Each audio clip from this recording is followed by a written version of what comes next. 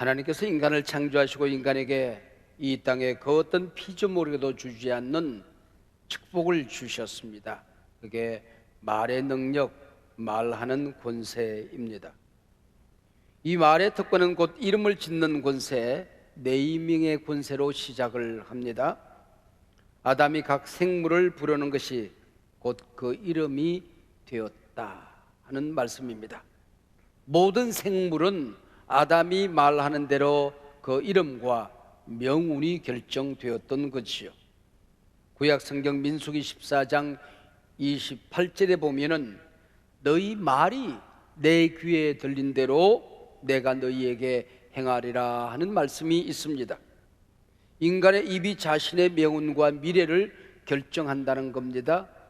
노예꼬치가 입에서 실을 뿜고 그 실로 집을 지어서 그 집 안에 살듯이 사람은 입으로 말을 하고 그 말하는 대로 자기 미래가 결정되고 살아갈 집이 만들어지더라는 거지요. 세상이 무너져갈 때에, 교회들마다 위기에 부딪혀 갈 때에, 가정들이 아픔을 겪고 있을 때에, 사랑하는 내 자식들이 길을 잃어버리고 방황하고 있을 때에 이 위기를 어떻게 기회로, 희망으로 만들어갈 수가 있을까요? 말입니다. 말로 사람을 죽이기도 하고 살리기도 합니다. 말로 교회를 세우기도 하고 말로 교회를 아프게도 할 수가 있습니다. 말로 복음을 전하고 내 말이 복음 전하는 데 걸림돌이 될 수도 있는 겁니다. 그래서 야고보는 사람의 말을 배의 키에다가 비유했습니다.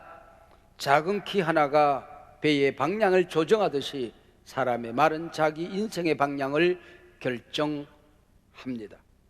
말이 긍정적인 방향으로 나를 인도하기도 하고 몰락의 길로 인도하기도 합니다. 인본주의 심리학이라고 하는 게 있습니다.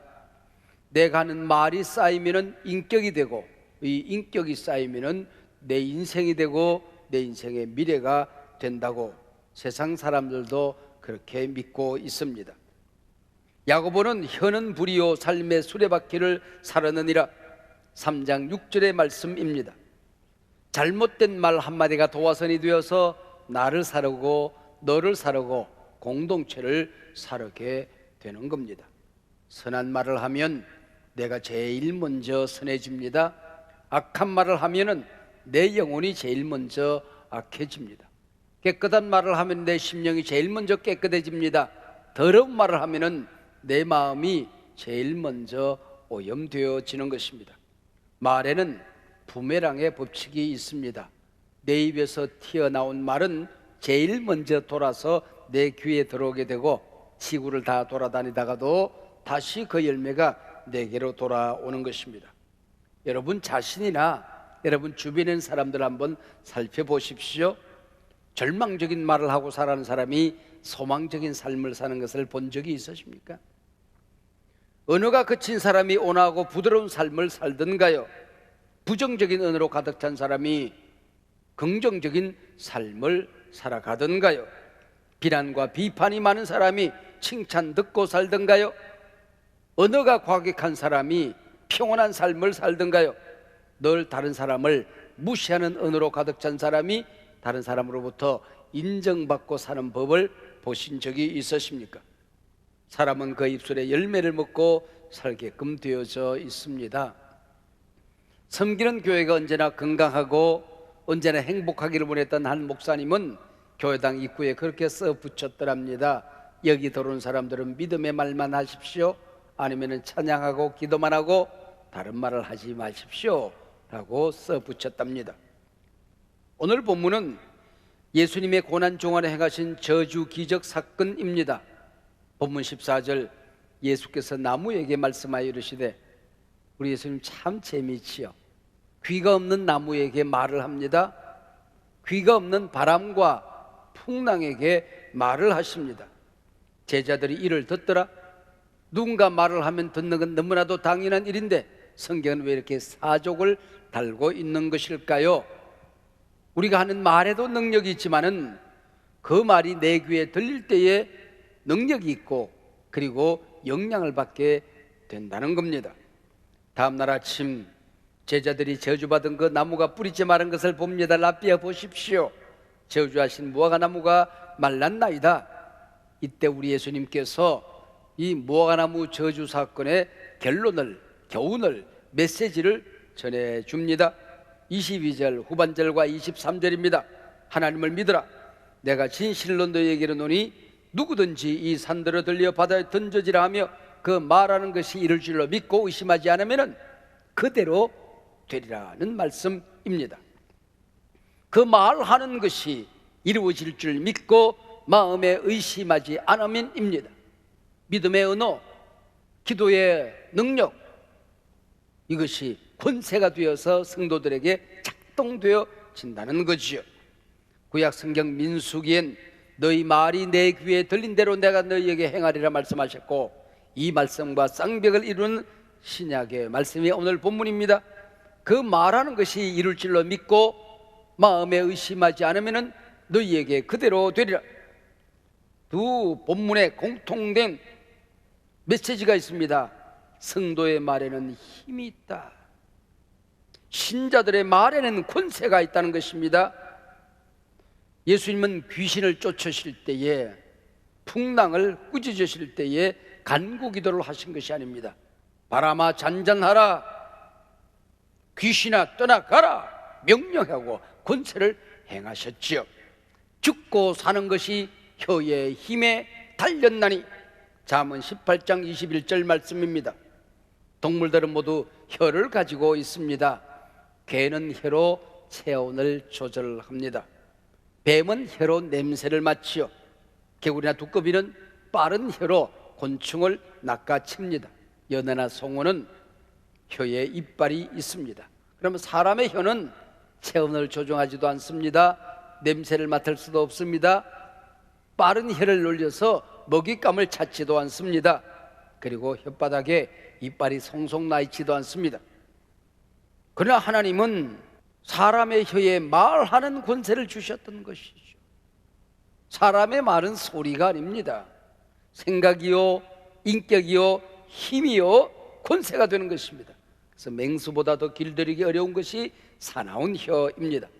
말은 명약이 되기도 하고 독약이 되기도 합니다. 칼에 찔린 상처는 쉽게 나을 수가 있지만은 말에 찔린 상처는 그렇게 쉽게 낫지가 않습니다.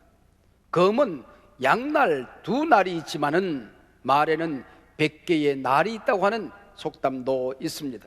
이처럼 혀에는 살리는 힘이 있는가 하면은 죽이는 힘도 있더라는 것이죠. 죽고 사는 것이 혀의 힘에 달렸나니. 하나님께서 사람을 창조하실 때 왜 귀를 두 개를 만드셨을까요? 살아가다 보면은 눈이 나빠질 때가 있는 게야, 그때 안경을 쓸 때 안경다리 잘 걸쳐라, 그래서 귀를 두 개를 만드셨을까요? 하나님의 말씀, 기쁜 소식 잘 들으라는 것이지요. 귀는 언제나 활짝 열려 있습니다. 문이 없습니다. 두 개의 귀를 주신 또 다른 이유가 있습니다. 우리가 듣고 싶지 않은 말을 들어야 될 때가 있습니다. 내 마음을 불편하게 하는 언어들, 나를 아프게 하는 말들을 들을 때가 있습니다. 그때 담고 있지 말라는 겁니다. 한쪽 귀로 들었으면 한쪽 귀로 흘려 보내라고 양쪽을 뚫어놓은 겁니다. 여러분, 성경에 나오는 얘기가 아니고 제 얘기입니다. 또 성경 몇 장 몇 절에 나오는지 묻지 마세요. 근데 하나님께서 입은 한 개만 주셨습니다. 그 입으로 밥을 먹고 말을 합니다. 하나뿐인 입에는 방어벽을 이중으로 쌓아두었습니다. 입술 대문을 달았는가 하면 이빨로 다시 한번 꽁꽁 묶을 수가 있습니다. 듣기는 속히 하고 말하기는 더디해라. 듣기는 많이 하고 말은 좀 적게 하라고 하는 의미가 있습니다. 말의 권세를 아는 우리 성도님들은 삼가야 될, 하지 말아야 될 말들이 있습니다. 하나님을 믿으라. 어떤 말을 하지 말아야 될까요? 불신의 말을 하지 말라는 겁니다. 하나님 앞에 설 때까지 불평하고 살지 말라는 겁니다. 탈무드에 보면 남을 헐뜯는 험담, 비난 한마디가 세 사람을 죽인다고 했습니다. 먼저 말하는 자기 자신을 죽입니다. 영혼이 찢겨져요. 그리고 그 말을 듣는 사람을 죽입니다. 그리고 그 말의 대상이 되는 상대를 죽이게 되는 겁니다. 동양 철학자 주자는 남을 험담하는 사람은 경망한 자요, 이와 더불어 맞장구 치는 사람은 비겁한 자요, 이를 듣고 전하는 자는 간사한 자더라 그랬습니다.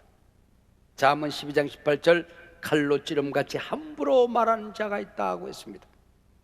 비수가 되어서 나를 찌르고 너를 찌르고 공동체를 찌르는 함부로 말하는 사람들이 있다는 겁니다. 우리 성도가 하지 말아야 될 말은 더러운 말입니다. 에베소서 4장 29절, 무릇 더러운 말은 너희 입 밖에도 내지 말아라. 여기 더럽다는 말이 원문을 잘 분석해 보면은 썩은 말입니다. 상한 말을 말하는 것입니다. 상한 음식을 먹으면 자칫 죽습니다. 말하는 사람들의 영혼이 병들고 썩고 상해져 있으니까 그 상한 음식을 잘 치료해야 되는데 담고 있으니까 입을 열면 썩은 말이 나오는 겁니다. 상한 음식처럼 상한 말이 흘러나오더라는 것이지요. 이처럼 더러운 말, 병든 말, 상한 말, 썩은 말 어떻게 하라고요? 입 밖에도 내지 마라. 요즘 아이들 중에는 욕이 안 들어가면 말이 안 되는 아이들이 굉장히 많이 있대요. 그 아이들을 조사해 보면은 컴플렉스가 많은 아이래요. 부끄러운 줄을 모르고 그게 자랑인 줄 알고 자기 컴플렉스를 욕으로 이렇게 덮고 사는 아이들이라고 하는 것입니다. 인생이 건강하지 않지요. 청소년들의 스타로 운동을 하는 운동선수들이 있어요. 우리가 TV로 보다 보면은 자기 뜻대로 뭐 잘 안 돼요. 이게 헛방망이를 휙 날린다든지 또 아니면은 공을 찼는데 그 강쪽으로 휙 날아가요. 그냥 웃고 말아야 될 텐데 입을 움직여요. 그 보면은 이 움직이는 뭐는 무슨 욕을 하는지 우리가 다 안돼. 그러면은 그 선수가 이뻐 보이지가 않아요. 무식해 보여요. 무식해 보여요. 우리 부모들 가운데 가정에 함께 살아가는 가족들에게 함부로 말하는 사람들이 있어요. 이 바보야, 멍청아, 꺼져버려, 나가 죽어. 그 자식 나가 죽으면 좋겠다, 그죠? 여러분, 말한 대로 되면 어쩌려고요? 자식들도 마찬가지예요. 아빠가 나한테 해준 게 뭐 있어? 너 나왔다 이놈 자식아. 엄마 아빠 창피해. 얼마나 여러분 하지 말아야 될 언어들이 가정 안에 가득 차 있습니까? 가정이 썩어가고 있는 거예요. 기둥이 썩어가고 있는 것입니다. 그 말하는 것이 이루어질 줄 믿고 마음에 의심하지 아니하면 그대로 되리라. 기도하고 구하는 것은 받은 줄로 믿으라. 그러면 너희에게 그대로 되리라. 오늘 본문은 믿음의 언어, 믿음의 기도에는 기적을 낳는 힘이 있다는 겁니다. 성도가 가진 말의 권세는 기적의 씨앗입니다. 여러분, 세상에서 성공하고 건강하게 사는 사람을 잘 보세요. 성공의 언어가 줄줄 따라다녀요. 그 사람에게.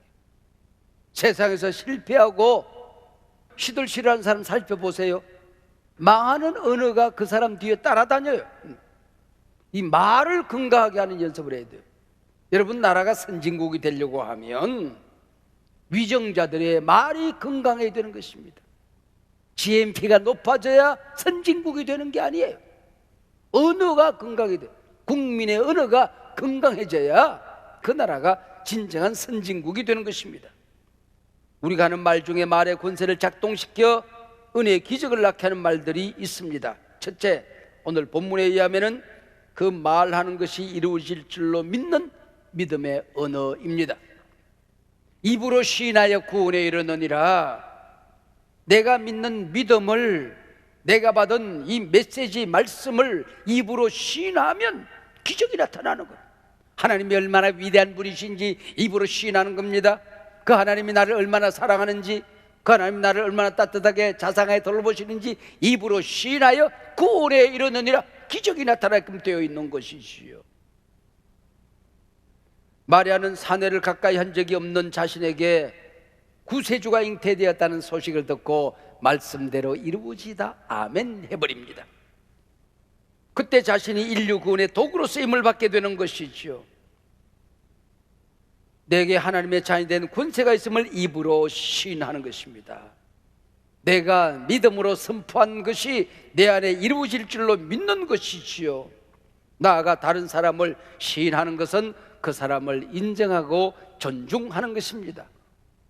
자녀들이 내게 찾아와 얘기할 때 그랬구나, 구나의 언어가 시인하는 겁니다. 아팠구나, 힘들었구나 우리 아들, 아팠겠다 우리 딸, 구나 이게 인정해 주는 것입니다. 특별히 가까운 사람들이, 우리 가족들이 얘기할 때에 나와 생각이 다를 때에 인정해 주는 것입니다. 늙어가는 부모의 말이 또 반복적으로 들려진다고 생각할 때에 함부로 얘기하는 자식놈들, 여러분 불효자식이지요.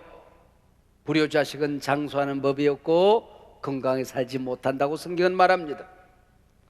논리로 자식의 마음을 무너뜨리는 아버지가 있어요. 귀신을 속이라, 귀신을 속여. 엄마는 나한테 안 속는다. 자기가 해본 짓이거든. 속아주는 것입니다. 져주는 거예요. 인정해주는 것입니다. 성도가 가진 두 번째 말의 권세는 치유의 언어입니다. 지혜로운 자의 혀는 양약과 같으니라. 잠언 12장 18절 말씀입니다. 올량한 혀는 곧 생명나무니라. 잠언 15장 4절의 말씀입니다. 여기 두 성경, 양약이란 말과 올량한 혀란 말이 구약 성경에 같은 단어를 쓰고 있어요. 마르페라는 단어입니다. 치유의 언어를 말하는 것입니다. 라파라는 뜻입니다. 우리말이 사람을 병들게도 하고 병든 사람을 고치기도 하는 것입니다. 잘못된 언어가 소중한 관계를 깨뜨리기도 하고 올량한 혀가 깨진 관계를 회복하기도 하는 것이죠. 선한 말은 꿀송이 같아서 마음에 달고 뼈에 양약이 됐느니라. 잠언 16장 24절에 또 양약이 나오는데 여기 선한 말이라는 말이 참 재미있습니다. 이 말은 의도적으로 상대를 기쁘게 해주는 말을 말하는 것입니다. 한 걸음 더 나가서 져주는 말을 말하는 거예요. 히브리 노암이라고 하는 것은 분명히 허물이 보여요. 져주는 거예요. 의도적으로, 계획적으로 상대를 인정하고 존중해주는 그 말을 말하는 것입니다. 여러분, 가정 안에서 남편 기죽이는 아내, 아내의 말을 짓밟는 남편의 말, 어리석은 것이요. 가끔 부인들이 연례 행사처럼 한 번씩 남편에게 묻는 말이 있어요. 당신 다시 태어나도 나랑 결혼하고 나랑 살래요? 그래. 그때에 가장 미련한 사람들은 미쳤어 그래요. 네. 또 어떤 사람들은 조금 지혜를 발동해서 당신처럼 소중한 사람 내가 이 땅에 한 번 살아봤으면 됐지 다음 생에는 더 좋은 사람이 당신하고 살아봐야지, 그런 사람도 있어요. 여러분, 노후가 편안하려면 무조건 같이 산다고 그러세요. 이런 분들 아는 게 있어요. 절대로 다시 태어나지 않는다는 사실을. 그것이 진심이 되면 더 좋고요. 네. 성도가 가진 세 번째 말의 권세는 축복의 능력입니다. 하나님이 사람을 창조하시고 제일 먼저 복을 주십니다. 족장들에게 믿음의 가문을 형성하도록 도와주시는데 돈을 주고 은근보화를 주신 것이 아닙니다. 그들에게 축복권을 허락하여 주시는 것입니다. 될지어다, 하나님이 너와 함께 할 것이야. 너는 하나님의 영광의 인물이 될 것이야. 하나님의 자랑이 될 것이야. 이 축복권이지요. 흠담이 삼중살인자가 되듯이 축복은 삼중 생명나무가 된답니다.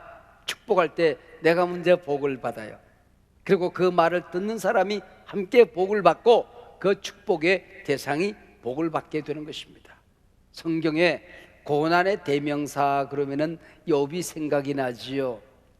욥이 당한 고난은 인간이 당할 모든 고통을 총체적으로 경험합니다. 아무리 말싸움을 해도 아무리 자기를 변호해도 고난이 떠나가질 않습니다. 그게 40장 41장이 끝날 때까지 고난이 떠나질 않아요. 욥의 고난이 언제 떠나는지 아십니까? 42장 10절 마지막에 가서 욥이 자기에게 상처를 준 사람들, 자기를 아프게 한 사람들, 용서가 안 되는 사람들, 그들을 위하여 빌매, 그들을 축복하며 공경이 떠나가기 시작합니다. 갑절의 복이 임하기 시작하는 것입니다. 마지막으로 성도가 가진 네 번째 말의 권세는 감사의 언어입니다. 이 세상에 문제 없는 사람이 어디 있겠습니까? 고난이 없는 가정 공동체가 어디 있겠습니까? 그러나 기억하세요. 문제를 문제시하면 문제는 문제가 됩니다. 그러나 문제를 축복하기 시작하면 축복으로 바뀌기 시작하는 것입니다. 감사로 제사를 드리는 자가 하나님을 영원하게 하고 하나님의 구원을 보게 되는 것입니다. 지금 지구촌의 가장 큰 문제가 뭔지 아십니까? 코로나19가 아닙니다. 기후변화의 문제입니다. 우리가 살고 있는 지구가 사막으로 바뀌어지고 있습니다. 물이 내리지 않아서 그렇습니다. 물방울이 올라가야 구름이 생기고 비가 쏟아지고 지구촌을 만들게 되는 것이죠. 하나님 앞에 감사의 물방울이 올라가야 은혜의 구름이 만들어지고 축복의 기적이 소낙비가 내리게 되는 것입니다. 사람의 제일 되는 목적이 무엇이뇨? 영원토록 하나님을 기뻐하는 것입니다. 감사가 인생 살아가는 궁극적인 목적이 되는 것입니다. 아빠 날 낳아줘서 고마워요. 엄마 존경해요. 우리가 듣고 싶은 얘기 아닙니까? 아빠 아들로 태어나서 고맙다. 네가 제일 소중해. 엄마는 우리 딸 볼 때마다 자랑스러워. 우리 자녀들이 듣고 싶은 얘기가 아니겠습니까? 저는 어릴 때부터 퍽이나 개구장이었던 것 같습니다. 고등학교 때에 교무실 옆에서 친구와 함께 씨름을 했어요. 쉬는 시간에. 그러다가 그냥 와장창 교무실 창문을 깨뜨리고 말았습니다. 쏟아지는 유리창에 손이 쭉 찢겨져서 피범벅이 되었습니다. 그때 교무실에서 긴 막대기를 들고 어떤 놈이 교무실 옆에서 장난을 쳐 급대가리 없이 그리고 나오는 선생님이 있었어요. 그때 달려나온 또 다른 선생님 한 분은 선생님 깨진 유리가 보이고 찢겨진 아이의 손은 안 보입니까? 그리고는 손수건을 끄집어내 내 손을 감싸고 양호실로 나를 데리고 가셨습니다. 몽둥이 질질 끌고 나오던 선생님 이름도 잊어버렸어요. 어디서 뭐하는지 몰라요. 그러나 손수건 끄집어내 피투성이 된 내 손을 감싸던 선생님 나중에 목사님이 되셨고 지금도 자주는 아니지만 연락하고 삽니다. 좋은 일 있을 때도 어려운 일 있을 때도 저도 전화를 드리고 전화를 가끔 주시기도 합니다. 제가 고등학교 때에 정치가가 되겠다는 생각이 있었기 때문에 웅변을 했어요. 군대에 가서 웅변 1등 했죠. 경상남 도대회 가서 제가 우승을 했어요. 그래서 난 어깨를 뻐개고 상장을 들고 학교에 왔습니다. 수학 시간 그리고 영어 시간 똑같이 선생님이 쓸데없는 짓 하지 말고 수학 문제는 하나 더 풀어, 영어 단어는 하나 더 외워, 그래야 네가 가고 싶은 대학 가지 그랬어요. 그 선생님들 이름도 잊어버렸고 지금 뭐 하는지 한 번도 졸업 후에 연락해 본 적 없습니다. 그 다음 시간이 국사 시간입니다. 3일 운동을 배우는 시간이었습니다. 국사 선생님이 33인이 독립선언문을 읽은 것이 아니고 요영모관 같은 이런 인재가 파고다 공원에서 독립선언문을 읽었다는 겁니다. 그 당시 우리 요영모가 있었다고 한다면 이런 사람이 그걸 읽었다는 거예요. 그래서 요영모는 아주 큰 인물이 될 거라고 축복해 주셨습니다. 그걸 믿었는데 아직도 나는 180이 안 되고 있습니다. 큰 인물이 된다 그래서 키가 많이 클 줄 알았는데 이 선생님 지금 선교사가 되시고 돌아오셨어요. 지금도 연락합니다. 가끔 연락을 드리고 전화도 주시곤 그렇게 해요. 여러분 격려의 말 한마디가 오늘의 나를 만든 겁니다. 그분들의 감싸던 따뜻한 수건 한 장이 인생을 살아갈 때마다 힘이 되었던 것입니다. 세계적인 베스트셀러 한 작가가 있습니다. 얼마나 많은 돈을 벌었는지, 책이 얼마나 많이 나갔는지 한 줄마다 한마디마다 돈으로 계산하니까 10만 원씩 돈을 벌었대요. 그게 이제 알려지면서 한 부자가 이 작가를 만났습니다. 봉투에 10만 원을 넣었어요. 당신은 한마디에 10만 원씩을 벌었다며요. 제가 10만 원 드릴 테니까 당신 생에 가장 소중한 말 한마디를 제게 전해 주십시오 그랬습니다. 정말 소중한 말 한마디를 남기고 이분이 유유히 사라졌습니다. 땡큐. 여러분 땡큐 감사합니다. 가장 소중한 말이었던 거죠. 믿음의 언어, 치유의 언어, 축복의 말, 감사의 말이 기적을 낳습니다. 성도가 가진 말의 권세입니다.